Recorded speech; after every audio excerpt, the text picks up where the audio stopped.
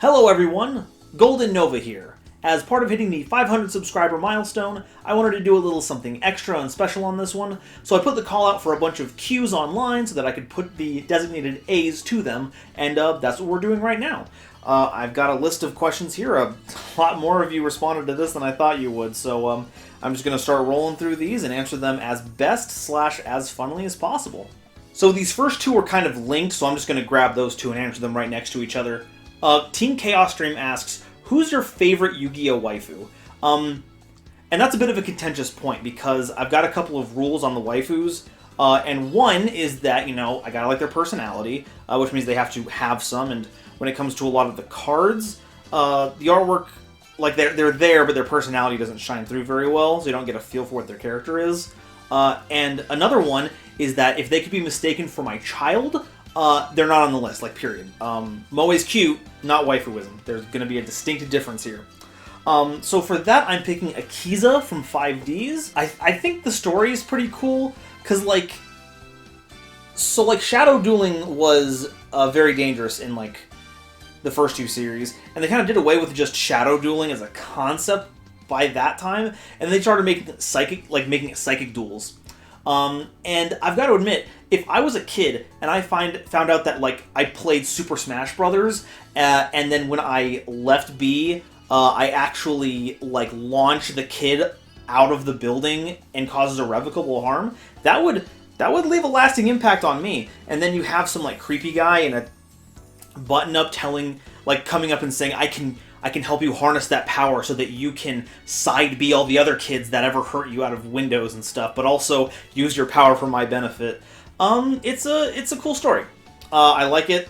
And as far in 5Ds as I've gone, because I've never actually been able to sit through an entire series, but up until the finishing the Dark Signers arc, I think Akiza's got a pretty good storyline, so that's my waifu. And the companion question to that is Porcelain Poltergeist asking, in your opinion, which Yu-Gi-Oh boy from the card game, not the anime, would make for the best boyfriend?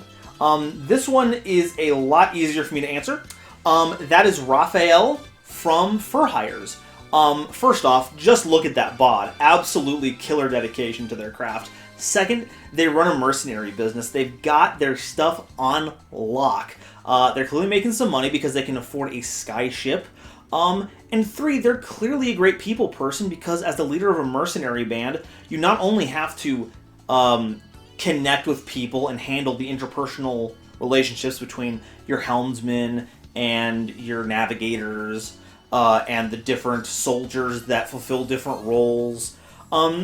They all clearly look pretty happy, so he's providing for them in a nice way, so Raphael, man. Guy's stacked. Great boyfriend material. Love him. Easily husbando, if I can upgrade from the boyfriend position. JC Theater Yu-Gi-Oh! Has got a couple of questions. Yu-Gi-Oh! Related, what factors come into play when deciding your favorite cards?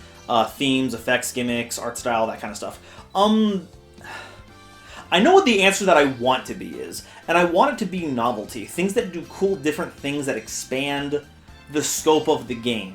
I kind of imagined that if I had been around at, like, the end of Synchros, and then they revealed Xyz, like, it would have blown my mind, because the idea of, like, stacking cards in that way is like, oh my god, you're using, like, the physical way the cards are to affect how they do things. That's awesome!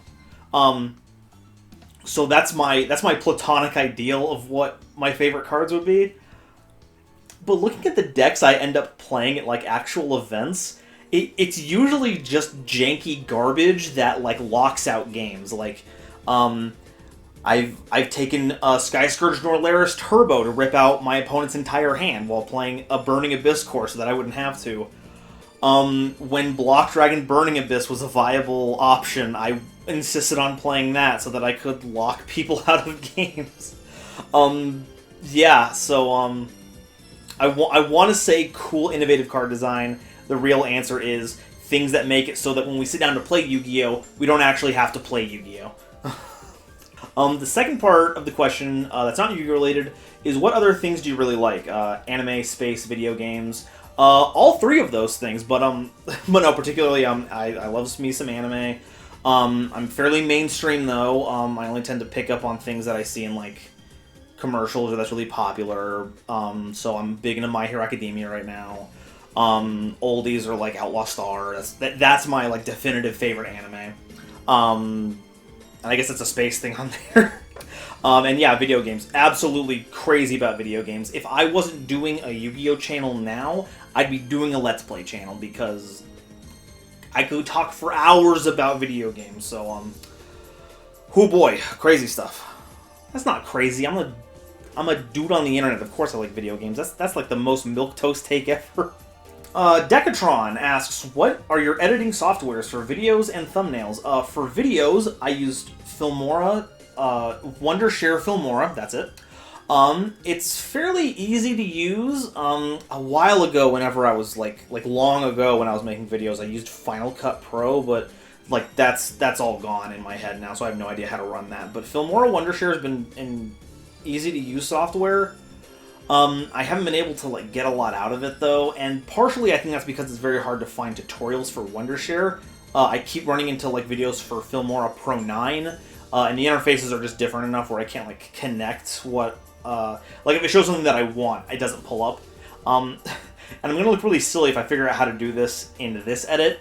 But like I think I'm gonna be putting some like images here of everyone's questions, and what I want to do is have it like swing in from off screen, like it's on a hinge. And there's a movement option for that. It has those things, but there's not something you can use to like shorten it but keep the end clips moving at the same speed.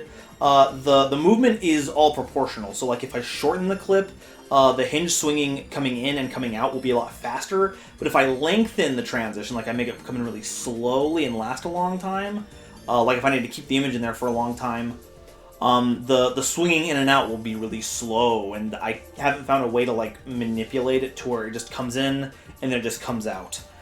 So that's been a little frustrating. But other than that, it's gotten me up to this point. Only complaint is that I just kind of wish I could push more on there, but that could be a me thing that I'm not finding things correctly. As for the thumbnails, to verify, I don't make the thumbnails myself. That's all Delilah. Thank you very much. And she uses GIMP. Not sure much how to expand on that one, but it's gotten us some pretty cool thumbnails, so I'm thankful for the program. Calcite asks, have you considered uploading deck profiles or other in real life content? Yeah, there was, so right around the time when, the virus that shall not be named kind of hit the scene, that was, I think around the time we got the ban list before this one, and that's, oh God, was it that one or the one before that? Zodiac Trident came out around that time, and I wanted to make a video, like a skit, and I was going to call it something like the ban list parole officer, and the idea was just the cards coming off of the ban list, like making a case to like a parole officer as they were like scanning through all the things they'd done to a format while they were here and like why they should be let off the list in any capacity. And then shooting locations got a little stringent because we had to make sure we were social distancing. And then recent things happened, and I felt like it was probably in bad taste to put like a law authority officer in like a comedic role. It's made me like rethink some like scripting and overall idea stuff. So skits I want to make, I've just got to figure out how to film them effectively and then actually write a script that would be fun to watch. As for deck profiles, I would love to. I'm just worried that I suck at deck building. I can't do it for the life of me. If you tell me, hey, make a deck out of this archetype, I will more than likely miss half of the point and make a very subpar version of it. Most of my stuff is like net decked. I don't go to events with like fresh brews. I'm usually looking at what's popular and then making like small tweaks because you got to do something to it. Not just because I want to feel like I have some level of originality, but if you net deck, you're always like one step behind the competition because people at that event are going to be innovating too. So I got to find something, but usually the core is just something someone else has already made. So when it comes to making a deck profile, I'd feel really bad if I just like net decked from someone and then just did a deck profile. I might do like a low stakes one in the future, maybe, because I still like Burning Abyss, and you can't do Block Dragon Burning Abyss anymore, for multiple reasons. Even if we're not going by the Pro Play Games list, it's gonna get banned eventually. We all know it, and it doesn't put in anything consistently. So I think I'll just make just like a regular Burning Abyss deck. I think it's another one that make a really good use of Pot of Avarice. So yeah, be on the lookout for a hopefully good Burning Abyss deck profile in the future. Casual Kiwi asks, if the past 5 decks you built had to share one side deck, could you do it, and what would that look like? I mean, off the bat, I'm going to say, like, it can't, because every deck has, like, its own particular challenges. There are certain formats where you can keep a side deck between decks, but I think that's the strength of, like, the competition as a whole rather than the deck that you're playing. But I think since every deck operates on hopefully different axes, you do have to shift it up just like a little bit every time. But if I could have it all as like a single side deck, I had some time to draft up a list on this one. My first would be 3 copies of DD Crow, because I can't think of a single deck that ever isn't just like, I wanna use graveyard stuff for stuff. Like right now, Eldritch. Oh man, get him out of here. Just I don't have to wait for you to do anything. You're just gonna have it banished. I don't want it. Red Reboot. If Altergeists come back in a capacity that's similar to what we see in the Pro Play games, that's gonna be really super useful. Because not only are you stopping just the one, you shut off their entire turn, and then hopefully at that point you can just out the bouncy bounce. What is it? I know Meluseek, I know Multifaker, Siliquitus, Silkbird. If you can out the Silkbird after they're under Red Reboot, then you've got it. Then there's Artifact Lancia, similar to DD Crow. If it wants to banish things out of the graveyard, puts a stop to it. Tons of decks love doing that. Evenly Matched, that's just great. People are always going to break my board decks, and if anything, Evenly Matched, even if it doesn't resolve, is going to force something out of your opponent so that the rest of your hand might resolve, so that's just outstanding. Especially if you draw multiple of them. And then there's Dark Ruler No More. From all the matches I've seen, like, no one's running this, and I get it, but like I want it to be good. The idea of just blanking an entire field, even if they don't take any damage for the rest of the turn, that's just like, oh my god, ridiculous. And then it's like one of the few things that kind of gets around Risen Dragite, because they can't respond to it. It doesn't work. You can't do it. It's not allowed. Wiz Scythe, big shout out to Wiz Scythe here. Wiz Scythe asks, what made you create the channel, and what makes you keep going with it? What makes me want to keep going with it is I want to make this my job. Not a secret. I would rather be doing stuff like this, where I'm editing videos and making scripts and hopefully making people laugh at the dumb jokes, rather than clock into a desk job, call center, 8 hours a day, 5 days a week, without any, like, control over what my career could be. Clearly YouTube is not, like, the best employer, but at least you get to do a job where you make something that's your own, that you can put, like, your own self into, and you do get a much wider range of control over that than, you know, clock in every day, do what your boss tells you to do. What made you want to create the channel? I love Yu-Gi-Oh! It was ingrained in me as a tiny child, and I've been on and off playing this game, and that's part 1. Part 2, I am the archetypical theater kid. I love being emotive, I love getting attention, and the internet is a great way to put your stuff in front of thousands of eyeballs. And it's worked out pretty well for me so far, it looks like. Dun-dun-dun. So, I guess I kind of answered that in like the reverse order, so it's going to look super awkward. But yeah, that's that. And once again, thanks to Wiz Scythe, because they've been such a great ever since the channel started. Good gravy. Oliver Zhu asks, what's your favorite video game? Easy answer, Legends of the Dragoon. That game is solid. I know there's a lot wrong with it. It's a It's a late 90s JRPG. The translation is not the best, but there's some great story beats. The addition system is fire. Yelling out all the attack names, double slash, gust of wind dance. It's the best. If you can, it's not like ported to anything. You're gonna have to find it off a PlayStation Network download. It's not even on like PS4 or anything. But if you can get it, if you can find it, if you can play it, I urge you to go have fun with that, because that game is super fun. Level 1 Anime Noob asks, just to keep this concise, if you could start your life over again with all of your like memories, not like technical knowledge, but like your memories, would you do it all over again, or would you try to make something different out of it? And that's an interesting question, because like I wish it was better, but I like where I am right now, and I'm hoping to make things better with everything that you're looking here.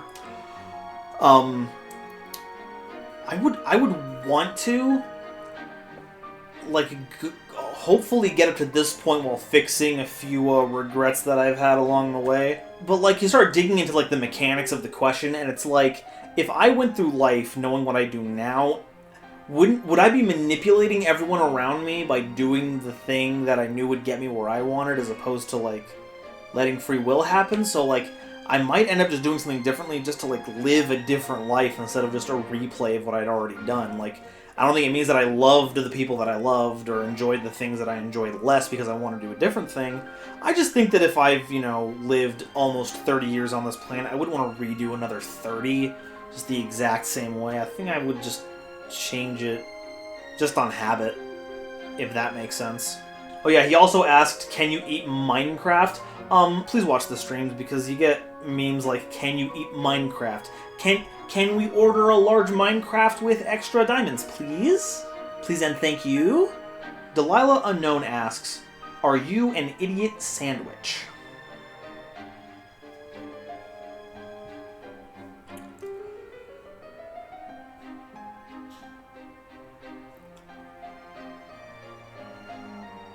Hey, Delilah? Am I an idiot sandwich? I think I got the wrong answer there. Could you repeat that, please, like in a different tone and answer?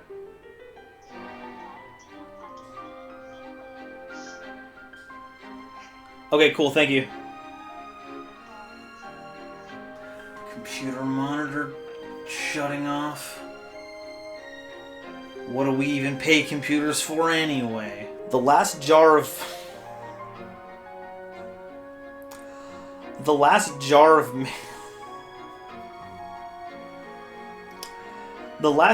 mayonnaise asks, Shrek 1 or Shrek 2?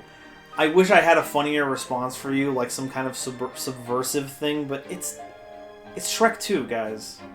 It's been Shrek 2 in the past. It will continue to be Shrek 2 into the future. That's just how it is. Shrek 2 for life. Fusion Yu-Gi-Oh! Asks, what is the weirdest game of Yu-Gi-Oh! You've ever played, and why was it Metaphys? Okay, story behind that one. Fusion decides to get into stream and decides to duel Ritual Beasts with his Metaphys, and it's ridiculously long and grindy. It turns out that when both decks want to have cards banished, it gets really, really silly. I'll probably link the stream here. It's like an hour and a half in. Go watch it. If I had to describe it in a phrase, it would be hoping that your opponent decks out isn't as likely as you think. But that did remind me, when I read this question, of old Yu-Gi-Oh! Whenever a friend of mine took the joy of summoning 2 solar flare dragons next to each other and then burning me for 1,000 every turn, well, I just sat there and was like, okay, I attacked 1 solar flare dragon, and they're all like, no, you can't do that. You can't attack another monster while it's on the field. And I'm like, okay, well, I attack the other one. It's like, no, the effect is, it's an attack block. And I just sit there going, oh, well, this is fun. That may be the reason why I play all of those lockout decks, now that I think about it. Solar Flare Dragon is the most informative card ever. Oh my gosh, and it's sun-themed. Guys, we found the origin of the channel. Yu-Gi-Oh! Monster Shot asks, Blackluster Soldier or Chaos Emperor Dragon? It's Blackluster Soldier. It's... Look, that dragon has been off the game for so long because it just had to create a weird attack lock by itself and a little bird, and it just didn't respect the game. Blackluster Soldier is a powerful chaos monster, but it knows how to just be a cool monster without ruining things for everyone else. Oliver Zhu asks, hey, welcome back. Oliver Zhu asks, what's your favorite type of special summoning and your favorite deck to complement it? Ooh, I don't know if I have a favorite, because, like, I'm a huge Burning Abyss stan, love it, and I talked earlier about how much I like the idea of just Xyz summoning as, like, a game mechanic. But does that mean it's my favorite? Because I like fusion stuff, especially when they kind of, like, prototyped Link summoning by doing all the contact fusion stuff. I think I've never been a huge fan of synchro summoning. It's kind of like that's in like a... Like, I like all of them, except I like synchro summoning like a little bit less. It's... I don't know why. It's just like... It's just Link summoning with extra steps. But I think that means that because of all that... You know what? That kind of makes sense too, because I think that means that's why I like DDDs very much for like all the extra deck stuff. Because I hardly ever make synchros in that deck, even though, like, Alexander is, like, a huge part of the combos. Alexander and Siegfried. But you get to do so much, like, Pendulum, Link, Fusion stuff in the deck, that I just love DDDs just to get to use as many special summoning methods as possible. So good. The last jar of mayonnaise. How many last jars are we gonna get through? They ask, do you play Yu-Gi-Oh! Competitively, and if not, do you think you ever will? I like to think of myself as a competitive Yu-Gi-Oh! Player. I don't think I've ever, like, internalized the lessons that make for really good competitive Yu-Gi-Oh! Play. Another last jar of mayonnaise. Pop-Tarts, normal or toasted? It's toasted. I know some people who eat untoasted Pop-Tarts. Hot take of the video... oh, what is that? It's a kettle, because it's steaming because the tea is ready. Oh no, I dropped it on the ground, now it's everywhere, I've spilt the tea. If you eat your Pop-Tarts untoasted, you're a monster. You're not even in the video right now. Up yours. Look, it's a moral fact that if you eat a Pop-Tart before toasting it, you're eating that Pop-Tart alive. It's your moral compunction to make sure that that Pop-Tart is passed into another plane of existence before you eat it. It's literally not. It's super dry. It's the worst. Delilah's one of those people. They will eat Pop-Tarts just out of the foiling, like a sinner. Oh yeah, you gonna come in here? You're gonna shame me for shaming you? You gonna do that? Yeah. Anyway, so it's Pop-Tarts toasted, or you're on a watch list. That's how it goes. What is happening? I don't want to be in the camera. Why do you want to be in the camera? No.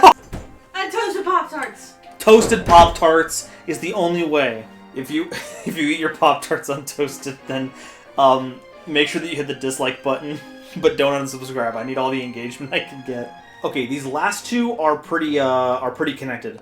Thomas Davies asks, "What's your favorite archetype?" And Last Jar of Mayonnaise asks, "What's your favorite overall Yu-Gi-Oh deck?" They're kind of linked. And this one, I got a story for this one, so I wanted to leave this for the finale, as it were. So it must have been around 2013, and that's based on the notes I could find, because the inciting memory is I'm in college, last few years of I've been in it for 3 years now, and I hadn't been playing Yu-Gi-Oh at that point. I didn't have a place to actually play it at. Some of my friends at college, there was a student rec center, so we would play a little bit, but nothing serious. Around that time, a new ban list comes out. Black Whirlwind is unlimited, and I flip my lid, because the last time I went to stores and played Yu-Gi-Oh, Blackwings were like the big thing, you know, normal Sirocco, special Bora, special Gale, break a board, do a bunch of damage. If you've got a defense monster, pump Bora, swing in, make a cool Synchro monster, make Stardust Dragon, make Armor Master, any of that kind of stuff you could do with that deck. And Black Whirlwind made it so you could do that turn after turn after turn. The deck didn't care. It just had resources out the butt. It had super strong monsters. So I saw Black Whirlwind was off the list, and I was like, I can win now. This really powerful card is available for play. I can now win games. So I get the singles together. There's a regionals coming up, and I go there. I'm really excited to collude people because I have a lot of bad memories of getting colluded when I thought I had a game, and they just all like, oh, you attack into it, boom, 1400 extra. What you gonna do about it? And I'd have to say I will cry, and that resolves as a minus soul because I was broken. So we go to the regionals. I've got my sleeves, I've got my mat, I've got my backpack and all that. I'm all tricked out because I'm like, I'm gonna break into the scene now. This is my time. And we go to game one, or round one. We go to round one. That's the correct terminology. And I sit opposite someone who I remember distinctively thinking, I've got this in the bag. The person I'm sitting next to looks like they haven't shaved in a year. Like they're Tom Hanks from Castaway level beard. Their head is like a round ball of fur. This guy doesn't know what he's doing. The actual game starts, and I'm the guy who doesn't know what they're doing, and I get smashed. This is spellbook format, and I haven't been keeping up with it. All I think I need to do is play Blackwings and I'll win, but no, I get completely thrashed, and these are like, I believe, full power spellbooks. Like I die almost instantly. And it's after the game. This is the embarrassing moment. It's after the game, and my friends like come to me and are all like, "Man, how'd the game go?" And I tell them like I get smashed. This is really bad. And then I say those exact things like, "Oh man, this guy was, I don't know what's going on. This guy doesn't seem like he knows anything about hygiene." And my friends are like, Nova, Zane, I'm just gonna say Zane. It's my name, you don't know it. Like, Zane, you just dueled Billy Brake, premier Yu-Gi-Oh player of Texas, and I'm like, I don't know who that is. I don't keep up with competitive Yu-Gi-Oh. And at the time, I still didn't care. Now, I deeply regret having said anything to anyone. I was like a total tool, but that was long ago. If for some reason this ever comes up, please know that was a younger Zane that didn't know how to keep his filter up for that, because oh gosh, oh, that's a fun story. But as the tournament goes on, I come to the realization that apparently having a deck with a card that I felt was really powerful is not good enough to carry me in this tournament. So I am objectively, like, completely broken, like, spirit-wise. So I'm walking away from a game at some point, you know, I'm sharing my bad beat stories with my friends. And at one point, I reach into my bag to try and, like, show them, like, the hand I had when it had happened, and it's gone. Judges can't help. No one's turned anything in. I go back to where I had played. It's gone. I probably walked away from it, like, frustrated, so I hadn't taken inventory of stuff, and yeah, deck's gone. It was a real nail in the coffin for how I was feeling. It's like, oh cool, I sucked at this event. I invested a lot of time in getting the cards and solitaring the play sequences out. And then someone just stole all of it, and I'm pretty sure I cried. 'Cause that really sucked. But the silver lining, and I think what makes this like a hopeful story in the end, is that the real spirit of Yu-Gi-Oh, like, what we internalize from the show and the manga was friendship. And my friends did what they could to put together a Madolche deck for me. This is long before, I believe, Primal Origins came out, so we're not talking like a Angeli version of the deck. This was just like when Tiramisu was like the big play the deck could do. And they helped me make that deck almost on the spot. Like, they went to like traders and vendors, and they had my back to make me feel better when I was at like my lowest point in that game, when I was just ready to throw my hands up and just like not care about like Yu-Gi-Oh anymore, but just like any group competitive activity gone. And they all in like the span of a couple of hours, my faith is crushed and then soars again, because by that time I just have a whole other deck that wasn't something that I went out and like got because I thought it was powerful. Someone made it for me to replace something that I had lost. Not only like the physical item, but just like the spark of joy. So yeah, because of that, the deck is fun to play. I'm so glad that was the one that they got for me, because I love it to this day. It's so good. But it's more than just what the deck can do. It's the story in my life or the role that it played in my life is why Madolche is always going to be like my favorite archetype. I'll gush about like a million different archetypes, because Gladiator Beasts and Burning Abyss are like my other two, and they are both important in their own separate ways. But Madolche, oh no, Madolche. I'm gonna say Madolche takes the cake, but that's not how I'm ending this. But Madolche really is like the deck that's most important to me. And I hope all of you found that story insightful. Thank you for letting me share that out there. It's I hope that story. I know that the first part of that story is not unique. People have stuff stolen from them all the time. And that is sad, and I hope that people have to deal with that as little as possible when going to events. But I hope the second part is not as rare, where friends will truly go the distance to try and make each other feel safe and happy, especially in places as chaotic as like a regional event.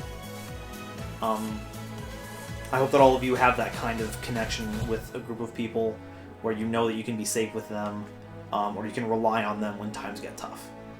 So yeah, thank you all so very much for listening on this one. I hope all of you enjoyed the answers. I know I enjoyed getting to answer them for all of you. Seeing the absolute wave of questions when the Q&A was announced did do like a lift my spirits really well. So thank you everyone who asked questions. Thank you everyone who continues to watch and enjoy, everyone who subscribed. I'm hoping that we'll get to do this again someday. So yeah, thank you once again for your time. Stay safe. Take care of each other. And I'll see you next time. Bye-bye.